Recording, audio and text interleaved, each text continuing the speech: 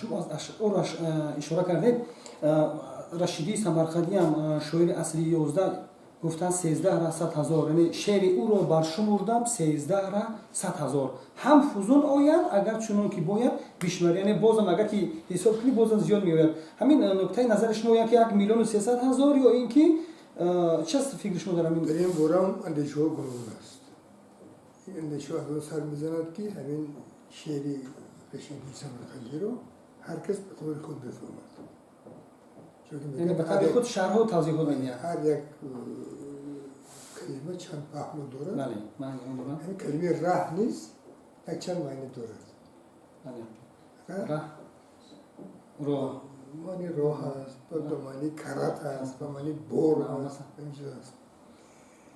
و در اینجا بسیاری رو به این معنی فهمیدن که به معنی بور، مروتی با کرات فهمیدن و گفتن که رشید سمرقندی گفته است که شعر او رو من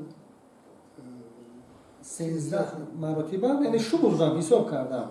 یعنی اگر که بازم حساب میکردم بازم زیادتر بود. دیگه اگر همینه باز کسان دیگر این راه رو به معنی برابر فهمیدن و گفتن که 13 برابر هست. 13 مراتب یعنی 1,300,000 که از حد زیاد بود. اینا کنیم 1,300,000 البته خیلی مبالغه می‌نماید، مخصوصا برای شعر حقیقی گفتن مثل شعر رودکی اینقدر شعر زیاد رو در یک عمر گفتن خیلی ناممکن است. نظم رو کار ممکن است، مثلا یک شعر نظم باشه، نه برازم داره. مانند که شاهنامه فردوسی نه مثلا یک کتاب علمی رو میگیریم، مثلا ظفرنامه زیاد است تاریخی، حادثه تاریخی میگیرید و نظم میداره. در این صورت ممکن است خیلی زیاد گفتن. ولی وقتی شعر میگه بعضا میشه که شاید برای یک بیت، برای یک تصویری بیان کردن روزها ماها زحمت میکشن. بله.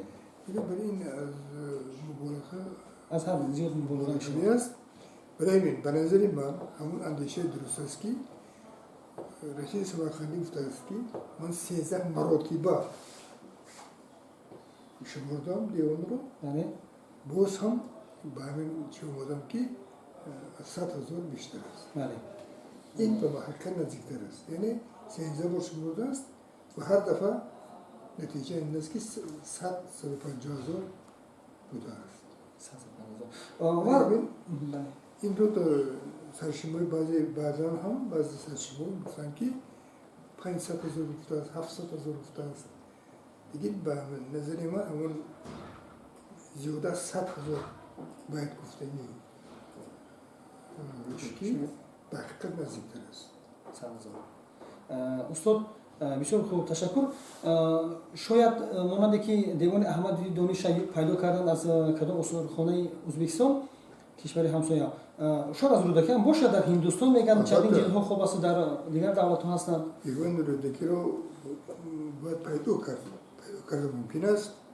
هر که اندیشه ها بود، مثلا میگفتن که این در دستی یک نفر هست ولی اون کی است تو معلوم نیست.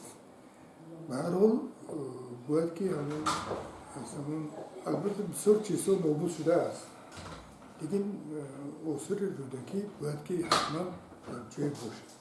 اصلا در هندوستان ترکیه احتمال زیاد است که هست همون. در همون شاید بین ولی بسیار نسخه‌های است که کتاب‌های است که مثلا در فهرست‌ها مثلا توصیف میکنن با نام‌های گوناگون. یا مثلا بعضی کتاب‌ها است که در یک کتاب چندین اثر هست. یعنی که کاتبو و اشتباه نامی اثر دیگر بکنن. برای همین یا مثلا همین یک داستان با میخ و وزرا رو یک دانشمند ترک از مقاوی یک دیوان پیدا کرده. مقاوی بسیار قفص است و اون رو پاره کرده میبینه که همون ورقهای یک مصنوی رو گرفته از وی مقاوی ساختن و از اونجا پیدا کرده.